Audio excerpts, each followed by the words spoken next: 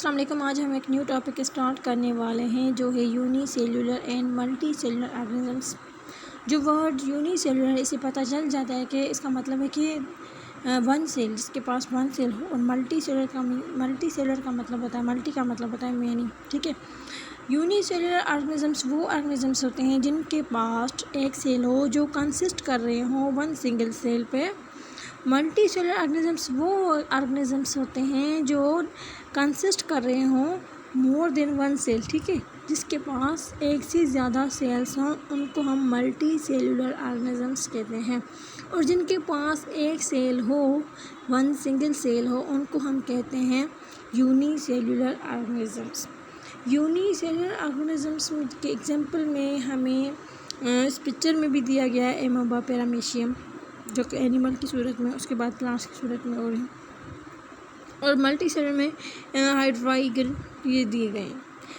سب سے پہلے میں آپ کو یہ بتا دوں کہ جو یونی سیلولر آرگنزمس ہوتے ہیں وہ خاص طور پر کہاں پائے جاتے ہیں؟ واٹر میں، پونڈس میں، مطلب وہ واٹر میں رہتے ہیں۔ فار ایگزامپل اگر ہم پونڈس میں دیکھیں تو وہاں بھی ہمیں ملتے ہیں، لیکس میں، ریورس میں، مطلب جہاں بھی جو وہ ایریا ہو جہاں پہ واٹر ہو تو وہاں پائے جاتے ہیں، ٹھیک ہے۔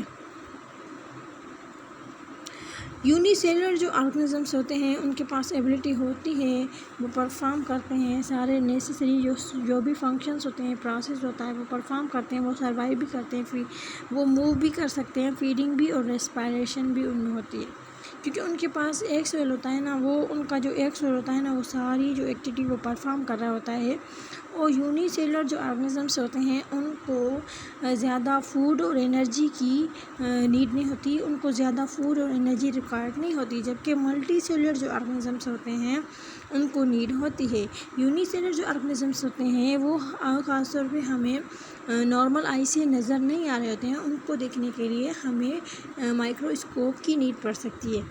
لیکن جو ملٹی سیلولر آرگنزمس ہوتے ہیں وہ بگر دین یونی سیلولر آرگنزمس، اور ملٹی سیلولر آرگنزمس کے پاس بہت سارے سیلز ہوتے ہیں، اور ان کا ایک ایک سیل ان کے سیل مطلب ان میں بہت زیادہ سیلز ہوتے ہیں۔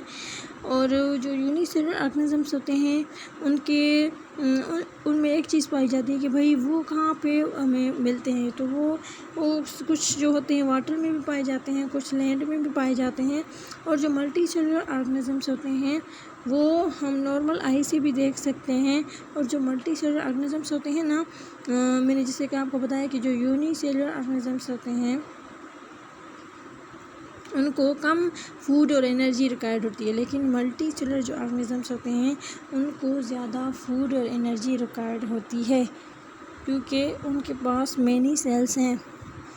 تو ملٹی سیلولر میں میں نے آپ کو بتایا کہ ایگزامپل بھی میں نے آپ کو بتایا، تو ملٹی سیلولر آرگنزمس اور uni cellular organisms, I hope کہ آپ کو سمجھ آ گئے ہوں گے، اور بالکل سمپل ٹاپکس ہیں۔ اس کے بعد آ جاتا ہے کہ بھائی آپ کو پتہ ہے کہ سب سے پہلے جو کہ ہم نے سیکھا ہے،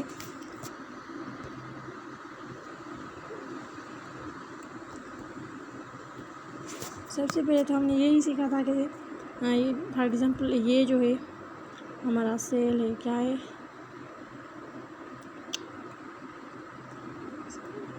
ایک منٹ میں دکھاتی ہوں، ٹھیک ہے۔ سب سے پہلے کیا آ جاتا ہے؟ سیل آ جاتا ہے۔ تو بہت سارے جو سیلز ہوتے ہیں وہ سیلز مل کر کے کیا بناتے ہیں؟ ٹیشوز بناتے ہیں، ٹھیک ہے۔ اور جو ٹیشوز ہوتے ہیں نا وہ ٹیشوز مل کر کے آرگن بناتے ہیں،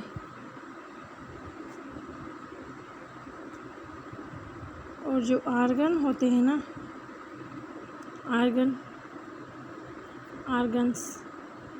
آرگنس مل کر کے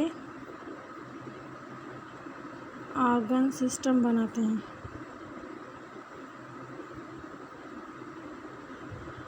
ٹھیک ہے۔